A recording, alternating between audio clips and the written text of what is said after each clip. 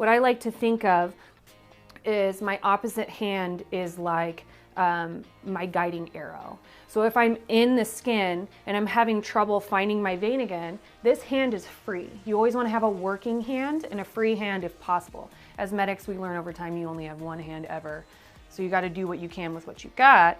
But if I'm having trouble, if I have my IV catheter here and I've lost my vein, I can use this opposite hand to go again and start feeling. And at that time I can redirect my needle using my arm as my needle. It's not just your hand. You are an extension of that needle.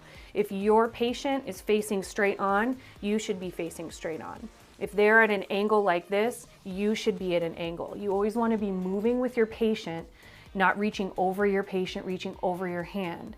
That not only will overextend you, but can cause pain to your patient or can set yourself up for accidental sticks, which you don't want.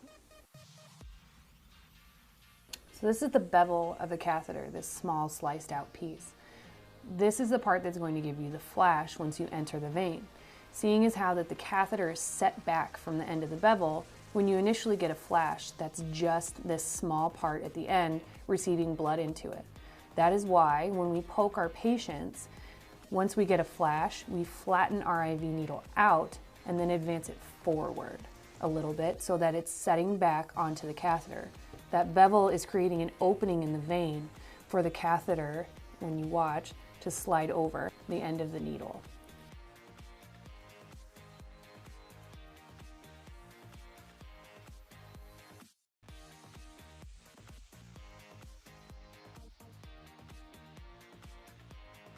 Here's the tip. So let's say you get underneath the skin and, oh my goodness, you lost your vein. We need to re-find it.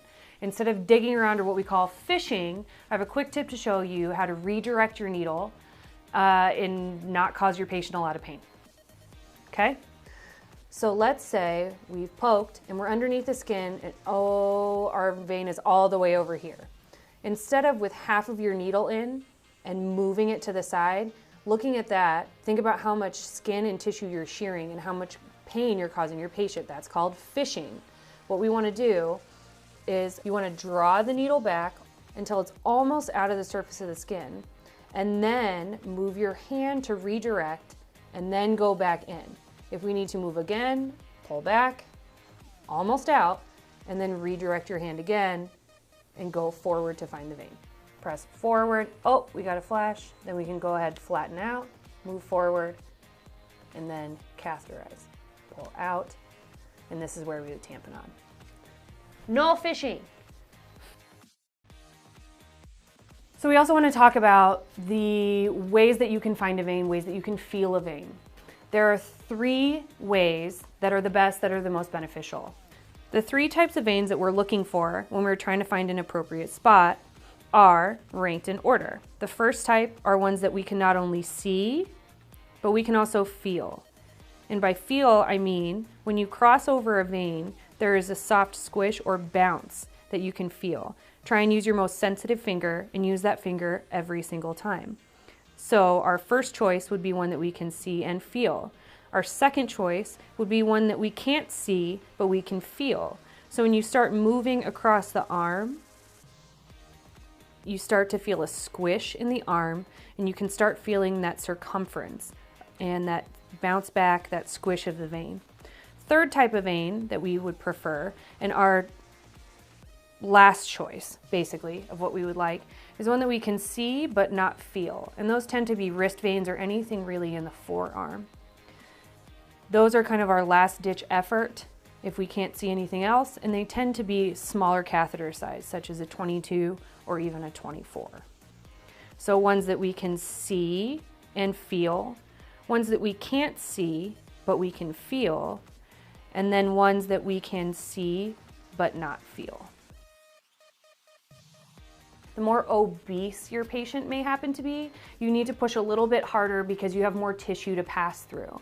So usually it will be not just right under the surface, but maybe a little bit deeper. But we also want to think about how thick skin is. Skin is not very thick. So we don't need to go at some crazy angle in on our needle. It's basically just to get under the skin and to poke quick, hard, and fast. Once we are in, those nerve endings are at the skin level and also surrounding the vein. So usually once you get into the skin, we shouldn't be causing a lot of pain to our patients once we're in the skin. And at that time, we can readjust a little bit. Sometimes veins that we can not see, but we can feel, sometimes we lose them after cleaning. So before you clean the site, you can use anything that happens to have any kind of depression in it. What you can do is lightly press it up against the skin, rotate back and forth where you found the best place to poke your patient. When you remove that, you'll have a small raised area that you can clean, and it will still stay there, and you can use that as a target to aim your way. So direction of vein is also very important. Not everyone's veins run up and down like the center vein does. Sometimes they run at an angle such as this. At that time, you want to make sure that you are appropriately aiming your catheter, whether you're aiming here at an angle or here straight forward. We also want to make sure that we have enough of that vein available to us for the catheter to sit in. So you always want to feel where your vein starts and follow up your vein, feeling where it ends. You always want to start your IV at the point where your vein starts, so you can make sure you have enough room for your catheter to sit in, and therefore your IV is more effective and less likely to slip out. And some veins also cannot be straight, just like this one is or this one is. Sometimes they're set at squiggles. So what we want to do is start at the bottom and try and hold taut as much pressure to try and straighten out the vein the best that we can. When you have a hand, you want to start your tourniquet usually down here, not too close, just a little bit further away.